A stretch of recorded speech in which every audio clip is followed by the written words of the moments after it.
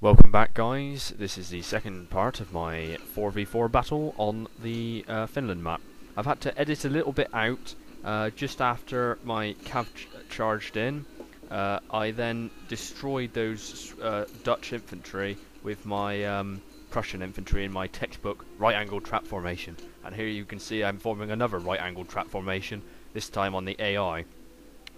I think about this time both my allies have been destroyed, and I am now the only one left on my side against the AI and 3 human players. Luckily for me, I'm not taking too many losses at the moment. Okay,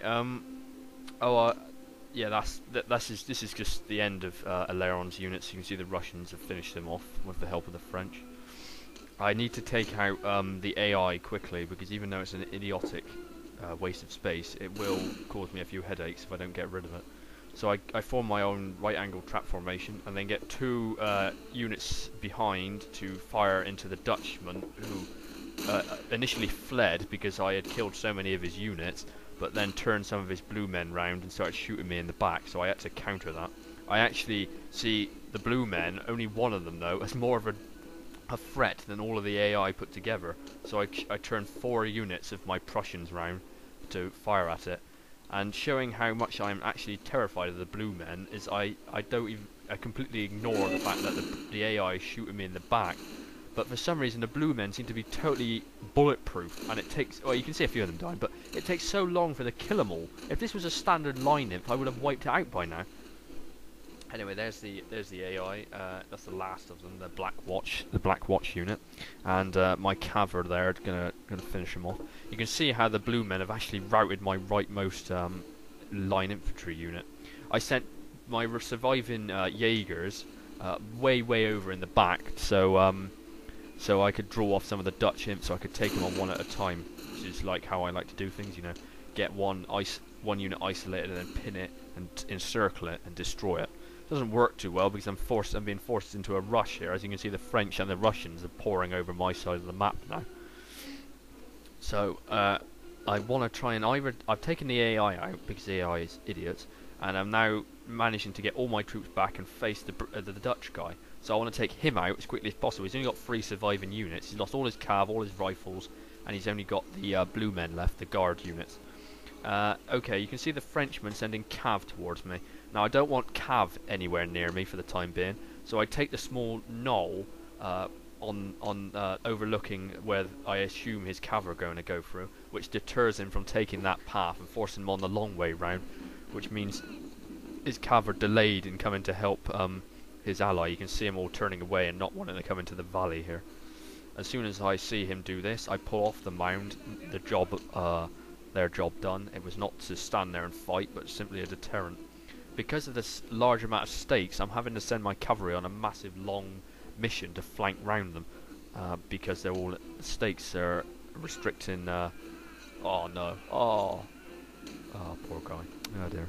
That's one of my routing guys. So no mercy, these Dutch guys. They've shown them no mercy there. Okay, so I am chasing them up the hill with my Jaegers and my Prussian line imp, who are going to be the key to this battle.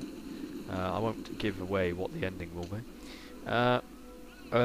You can see, well, look how many blue guys are dead there. It's made like a small little lake of blueness. And a bit later on, once I take the hill, the main aim here was just to take the hill. It was not to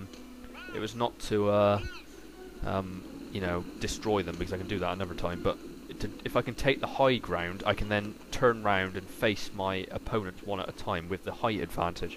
So I get my 2 Jaegers on the hill I should say, and I switch my 4 Prussian line inf, turn them round and get them back into position to defend the only way up, and I get 1 unit to defend the Prussian Jaeger's rear, while I get my cavalry back sorted for any strikes that need to be delivered. Okay, luckily for me, the French guy forms a line, but on the left flank, his left, my right, he positions a militia unit. Now, militia units are awful, and I focus all my fire onto it to make it collapse immediately, so I've got an advantage. With my Jaegers on the hill, and the Dutch and the French cav behind them, I need to keep a line back to protect them from any charges in the rear.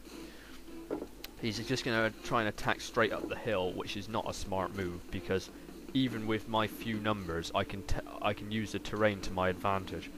As you can see, the militia unit routed under one volley, and that allows me to now focus 4 line inf and 2 Jaegers on each one unit at a time. So that's, although it's not my textbook strategy of isolating units, it's going to be similar in the way I focus all my fire on one unit at a time. The Swiss Guard are the most dangerous, so I focus all my fire on one unit at a time.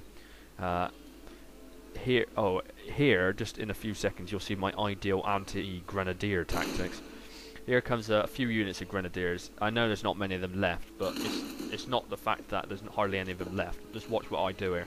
They fling a load of grenades in, okay? Now, I don't want them blowing up in the middle of my men, so I just run them forward. The explosion happens behind them, and then I just run them back again, by which time my other units have routed all the grenadiers and I've suffered no loss. So if I had stayed there, I would have lost about 5 men, and I don't want to lose 5 men because I need every man I can have at the moment. As you can see, once the grenadier unit fled, that left the Swiss Guard unit totally exposed. Okay, at exactly the same time, the enemy sends all his cavalry round the back of me, and comes 2 units into this line inf and 1 unit into the Prussian Jaeger. Luckily for me, there's hardly any of those French cavalry left, and as soon as they charge in, they panic and rout. So that's fine by me. That gets rid of the buggers. But at the same time, I charge all my cavalry. Have gone on that long flanking run right the way round into the French unit, and what else am I doing? Oh yeah, the Russians now arrived, so I've reformed my line, and I'm getting ready for the next assault because the French assault's been repelled and they've all been destroyed. His cavalry are the only ones that are remaining, and they're all routing as well. I switch my priorities now from the enemy coming up the hill to the enemy that are actually on the hill already. So instead of my Jaegers staying on the hill, I turn them round and start to hold the Dutch off while I finish off the Russians. Now the Russians are usually generally good in melee, but luckily for me, he charges quite a lot of them into one flank. Now that is a better animation, isn't it? That one there which you just saw, that's much better than the usual one. Okay, now all I do here is just a simple hammer and anvil and flanking tactics. First, I rarely use hammer and anvil in Empire, but this is where it's needed. Get around the back of them, and then I attack them from the rear. Yeah, attacker, there we go. And I get him round the back, and I then pin him in, and then I punch him from the front, punch him from the sides, punch him in the rear, and that routs the whole army in one go with the panic effect. As you can see, the Dutchman is now realising that his plan to run away from me in the first place was not a smart idea, and he is now going back down the hill to engage me in force. Luckily for me, his men have been on a nice long jog and are totally exhausted. There's another example of one of the bad animations, and then there's an example of a good one. That's how Empire seems to work. One bad animation, one good animation. Now, because the Dutch blue men are actually extremely good in melee, even though they're virtually exhausted, they're still going to cause that Prussian line inf on the left to rout. So I wait until it routs. I'm not firing just yet, and then as soon as it routs, I open fire with my line infantry units and the other unit which I've shifted round the flank, and then that causes that to rout as well. So now there's only 2 Dutch units left, and they're going to do a banzai charge. I don't think they've. I remember him saying he'd run out of ammo by this time, because I think he's wasted a lot of it firing at the AI. So as you can see, I pull my Jaegers back, and then I can see him coming down the hill, and all I simply do is similar to one of my other vids, is I form a long line, get 1 unit on the flank, and form a firing squad, and I get 1 unit around the flank to cause flanking fire, and charge down when the enemy starts to initiate the charge. As you can see, his unit on the right charges headlong into me, causes a few losses to me, but they're too exhausted to cause any real damage. So all I do here, it's simple mopping up operation. Get round both flanks, and then attack them from the rear, and then not even the blue men can handle all that, and they all get slaughtered all at once. Well, no, not initially. They seem to put up a bit of a fight, and then they run off. As you can see, this is what happens to them. 1 bayonet, bang in the head. That's revenge for the other guy that had that done to him. There we go then. That is the end of the battle, and I hope you enjoyed it. This will be the first of 2 4v4 battles. This one is to show you how to win even when the odds are stacked against you. Use terrain, and use a fair deal of skill, I should say. Anyway, thanks for watching, and until next time.